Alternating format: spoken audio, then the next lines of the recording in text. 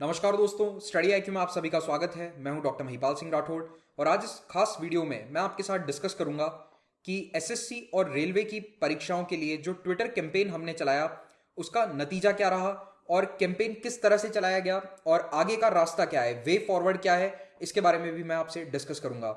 हमें बहुत सारे मैसेजेस आ रहे हैं ये पूछते हुए कि क्या ये हमारी जीत हुई है, क्या ये हार है, क्या ये पार्शियल विक्ट्री है।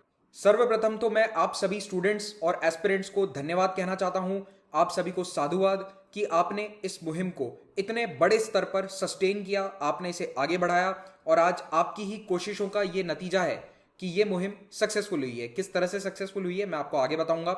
आप यानी कि स्टूडेंट्स, एस्पिरेंट कम्युनिटी जिन्होंने एकजुट होकर इस कैंपेन को चलाया, आप लोगों के ही कारण, आप लोगों की परेशानी थी उसे आपने हमें बताया और हम टीचर्स ने केवल इस मूवमेंट को एक दिशा दी है। हमने कोशिश करी कि ये मूवमेंट थोड़ा सा भटके ना और स्टडी आईक्यू की पूरी टीम पिछले एक हफ्ते से लगातार ट्विटर पर कैंपेन कर रही है, ट्वीट कर रही है। सारे फैकल्टीज हमारे, right from doctor Gaurav Garg, मैं यानी कि Mahipal Singh Rathore, Vignesh Karthik sir, doctor Vipin Goyal, Aniruddh Agrawal sir, Veronica ma'am, सारे फैकल्टी, सिद्धांत अग्निहोत्री सर, हम सभी जो ट्विटर पर एक्टिव हैं, प्रेजेंट हैं, हम आपके लिए कैंपेन कर रहे हैं। In fact at the cost of classes many a times. इसके लिए कई स्टूडेंट्स हमसे नाराज भी होंगे कि रेगुलर क्लासेस क्यों नहीं हुई, लेकिन आप इस बात को समझिए कि एक हफ्ते चाहे आपकी रेगुलर क्लासेस ना हुई हो, लेकिन अगर ये मुहिम हम नहीं चलाते तो एक बहुत बड़ा वर्ग है स्टूडेंट्स का जिनकी जॉब्स अटकी हुई हैं, जिनका रिक्रूटमेंट प्रोसेस अटका हुआ है। तो एसएससी और रेलवे ये दो एग्जाम्स हैं और इन दोनों एग्जाम्स में रिक्रूटमेंट बहुत बड़ा है, होता है और लाखों एस्पिरेंट्स यहाँ पर बैठते हैं। इनफैक्ट रेलवे में तो करोड़ों एस्पिरेंट्स हैं जिन्होंने फॉर्म भरा है। तो इन सभी के लिए ये मुहिम चलानी बहुत जरूरी थी।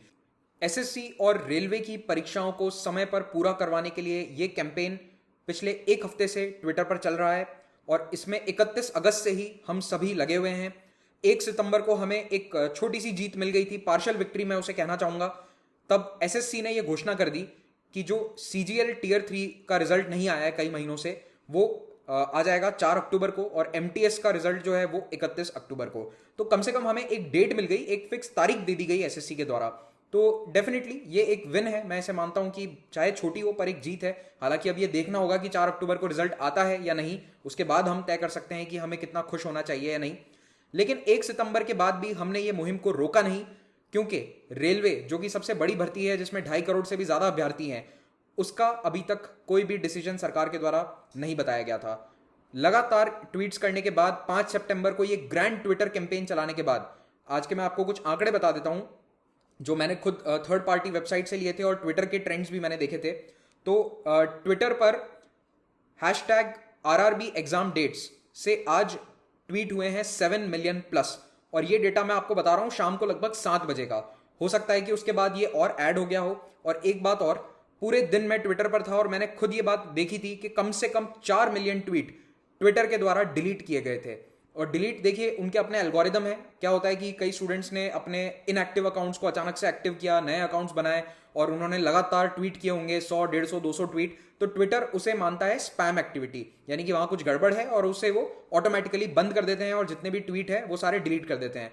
तो इसे स्वीपिंग कहा जाता है। एक तरह से वो झाड़ू लगा देते हैं और जितने भी उन्हें स्पैम जैसे ट्वीट्स लग रहे हैं उनको हटा दिया जाता है। तो इसीलिए कई छात्र मुझे मैसेज भी कर रहे थे कि हमारा ट्विटर अकाउंट सस्पेंड हो गया है। वो इसीलिए होता है क्योंकि आप लगातार एक ही हैशटैग को यूज करते रहते हैं, तो ट्विटर उसे सस्पिशियस मानता है। कोई बात नहीं, वो उनका एल्गोरिदम है, उसमें हम कुछ नहीं कर सकते हैं। लेकिन उस एल्गोरिदम के कारण सुबह जब हमारे 3.5 मिलियन ट्वीट प्लस हो चुके थे, उसके बाद सीधा वो 1.4 मिलियन पर आ गया था। तो 2 मिलियन वहीं पर चले गए और उसके बाद भी 1 मिलियन ट्वीट कम हुए थे। तो 4 मिलियन ट्वीट तो ऑलरेडी डिलीट हो चुके थे। उसके बावजूद आप सभी ने आरआरबी एग्जाम डेट्स के हैशटैग को 7 मिलियन से भी ज्यादा बार ट्वीट किया है।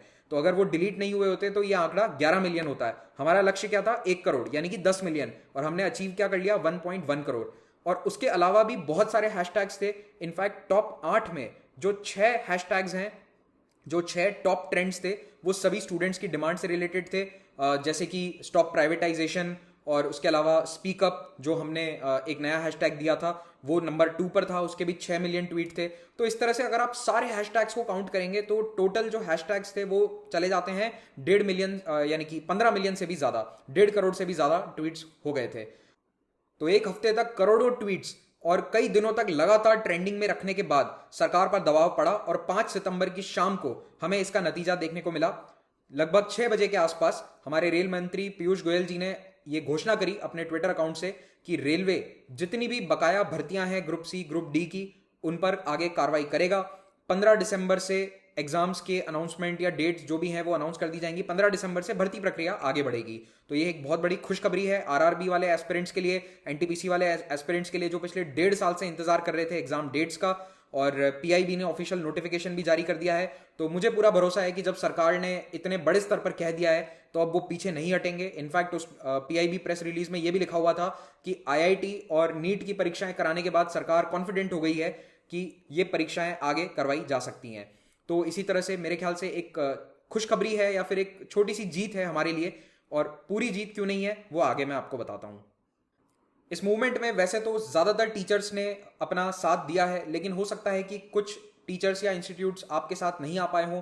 आपके वो टीचर्स हैं, लेकिन उनका पूरा सम्मान रखिए, उनके खिलाफ प्लीज़ अनर्गल बातें मत कीजिए। ऐसा मैं इसीलिए कह रहा हूं क्योंकि मैं जानता हूं कि सभी के लिए इस मुहिम को सपोर्ट करना पॉसिबल नहीं था। कईयों पे बहुत बड़ी बड़ी जिम्मेदारियां हैं। There are different rules and regulations in different organisations. हो सकता है किसी इंस्टीट्यूट या टीचर की अपनी मजबूरियां हो, तो उसके लिए वो खुलकर इस मुहिम का सपोर्ट नहीं कर सकते थे। इनफैक्ट स्टडी आईक्यू भी 2018 में जब एसएससी के स्टूडेंट्स प्रोटेस्ट कर रहे थे दिल्ली में, तो हमें उस वक्त भी मैसेजेस आते थे कि आप आइए सड़कों पर उतरिए। जब प्रोटेस्ट उस वक्त तो स्ट्रीट्स पर हो रहा था, लेकिन हम उस वक्त उससे सपोर्ट नहीं कर पाए थे। There were different reasons at that time जिसके कारण हम सपोर्ट नहीं कर पाए थे। आज हमें लगता है कि हम उस स्थिति में हैं कि हम इस मुहिम को सपोर्ट कर सकते हैं। तो बिल्कुल हमने अपना पूरा वेट इस मुहिम के पीछे दिया है और आप सभी को सपोर्ट किया है। हालांकि मैं आप सभी से रिक्वेस्ट करता हूं कि अगर कोई ऐसा प्लान बनाए कि सड़कों पर उतरकर प्रोटेस्ट करना है, तो प्लीज़ अभी ऐसा प्रोटेस्ट ना करें। कोरोना अभी अपने चरम पर है। कोरोना के डेली 80,000 प्लस केसेस आ रहे हैं भारत में। तो मैं आप सभी से हाथ जोड़कर विनती करता हूं कि इस वक्त अपना प्रोटेस्ट केवल ऑनलाइन तक सीमित रखें। एक समय आएगा जब केसेस बिल्कुल कम हो जाएंगे, उस समय हम सोच सकते हैं कि स्ट्रीट प्रोटेस्ट किए जाएं। वो भी डिपेंड करता है सिचुएशन पर। अभी प्लीज़ आप स्ट्रीट्स पर ना जाएं, क्योंकि हमने देखा कुछ दिन पहले मध्य प्रदेश में भी जो हुआ, दैट इज़ रिग्रेटेबल। ऐसा नहीं होना चाहिए। तो हमारा तो यही कहना है कि स्टूडेंट कम्युनिटी सेफ रहे, सिक्योर रहे। तो आप ऑनलाइन अपने प्रोटेस्ट को अंजाम दीजिए। और ऑनलाइन में भी आपको किस तरह से प्रोटेस्ट करना है, इसका बेस्ट एग्जाम्पल शायद मैं यही कहूँगा कि आप हमारे ट्वीट्स के माध्यम से देख सकते हैं। देखिए, कोई भी बड़ा मूवमेंट होता है तो हमेशा उसे भटकाने की कोशिश करी जाती है, उसे डिवाइड करने की कोशिश करी जाती है। लेकिन यहाँ पर मैं कहना चाहता हूँ कि अगर आप संयम बरतें और आप बिल्कुल फोकस्ड अप्रोच रखें कि आपको क्या करना है, क्या आपका टारगेट है, तो आप अपना मकसद हासिल कर सकते हैं किसी भी मूवमेंट में। दुनिया में हर इंसान की पॉलिटिकल बायसेस होती हैं, सभी की हैं, मेरी हैं, सभी टीचर्स की होती हैं। लेकिन 31 अगस्त और 1 सितंबर को हमने ये नोटिस किया था कि कई पॉलिटिकल लोग हैं जो इस मूवमेंट में आना चाहते हैं या फिर इसे मे बी हाईजैक करना चाहते हैं। तो हमने इससे बिल्कुल क्लियर रखने के लिए इस मूवमेंट को, अपने हैशटैग्स को बिल्कुल फोकस रखा। आपने नोटिस किया होगा कि कई सारे फेक हैशटैग्स भी चल रहे थे, तो उन सभी से हमने दूरी बनाए रखी। और इसी तरह से हमने इस पूरे मूवमेंट को बिल्कुल एक सही दिशा की तरफ मोड़ कर रखा। तो इसमें जितने भी टीचर्स और जितने भी स्टूडेंट्स ने हमें सहयोग दिया, अगेन मैं उन सभी को थैंक यू कहना चाहता हूँ। इस पूरे कैंपेन में एक बात बहुत अच्छी रही कि आप सभी एस्पिरेंट्स, चाहे वो यूपीएससी के एस्पिरेंट हो, एसएससी के एस्पिरेंट हो, रेलवे एग्जाम्स के एस्पिरेंट हो या बैंकिंग के एस्पिरेंट्स हो, आप सभी ने एकता दिखाई। क्योंकि एकता के बिना करोड़ों ट्वीट्स पॉसिबल थे ही नहीं। हर एग्जाम के अंदर 10 लाख, 20 लाख, 30 लाख अभ्यर्थी होते हैं, लेकिन ट्वीट्स की संख्या करोड़ों में पहुंची। इसका मतलब ही यही है कि अभ्यर्थी समुदाय एकजुट था। और इसमें भी आप मान के चलो, अभी तो करोड़ों लोग हैं जो ट्विटर का इस्तेमाल ही नहीं करते हैं, वो तो इस प्लेटफॉर्म तक पहुंचे ही नहीं। तो जो पहुंचे उन सभी को थैंक यू, और आप सभी के एफर्ट्स के कारण ये हासिल हो पाया है। तो अगली बार भी जब कोई भी एग्जाम अटकता है, अगर उसके लिए कोई ट्रेंड होता है, तो मेरी तरफ से दरख्वास्त है कि अपने साथी एस्पिरेंट्स का साथ दें। ऐसा नहीं है कि मैं एसएससी का एस्पिरेंट हूं तो मैं बैंकिंग वालों का साथ नहीं दूंगा। अभ्यर्थी कम्युनिटी जो है, एस्पिरेंट कम्युनिटी इज वन। आप सभी एक जॉब की तलाश में हैं, तो एक दूसरे का साथ दीजिए, एक दूसरे को सपोर्ट करते चलेंगे, सरकारों पर दबाव बनाएंगे, कमीशंस पर दबाव बनाएंगे, तो हमें जल्द से जल्द नतीजा हासिल होगा। आपने शायद देखा ही होगा कि हरियाणा में एसएससी का रिजल्ट डिक्लेयर कर दिया गया। उसके अलावा यूपी के अंदर जो कार्रवाई है एग्जाम्स के वैकेंसीज की, वो त्वरित गति से आगे बढ़ाई जाएगी। हालांकि उत्तर प्रदेश में भी अभी 69,000 टीचर्स की ज्वाइनिंग का मामला अटका हुआ है और हमारे पास ढेरों मैसेजेस आए हैं। जितनी भी दूसरी वैकेंसीज है उनको लेकर भी हम आगे कुछ करेंगे।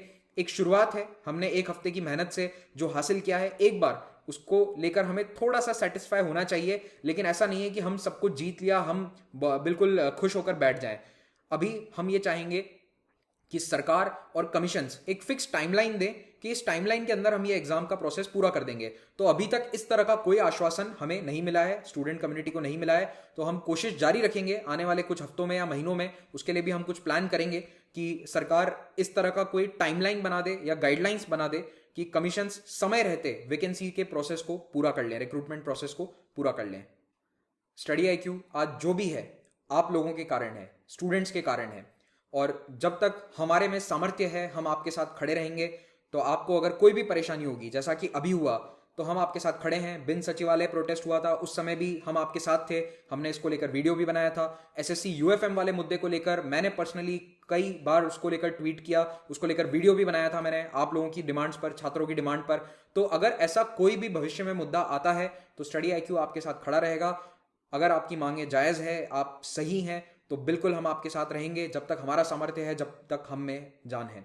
तो इसी के साथ मैं बस अब आप सभी से ये कहना चाहता हूँ कि पढ़ाई करना शुरू कर दो। एग्जाम्स की घोषणा हो चुकी है, डेट्स डिसाइड हो चुकी है RRB की भी। तो अब जो RRB के एस्पिरेंट्स हैं वो भी पढ़ाई पर ध्यान दें, और जो SSC के एस्पिरेंट्स हैं वो भी 2019 का जो एग्जाम है उसकी डेट्स ऑलरेडी आई चुके हैं नवंबर में, तो उसके लिए भी पढ़ाई करना शुरू करें। अब समय आ गया है कि थोड़ा सा ट्विटर और सोशल मीडिया को आप किनारे कर दें और अपनी पढ़ाई पर फिर से फोकस करें। तो इसी मैसेज के साथ आप सभी से अलविदा लेता हूं। धन्यवाद।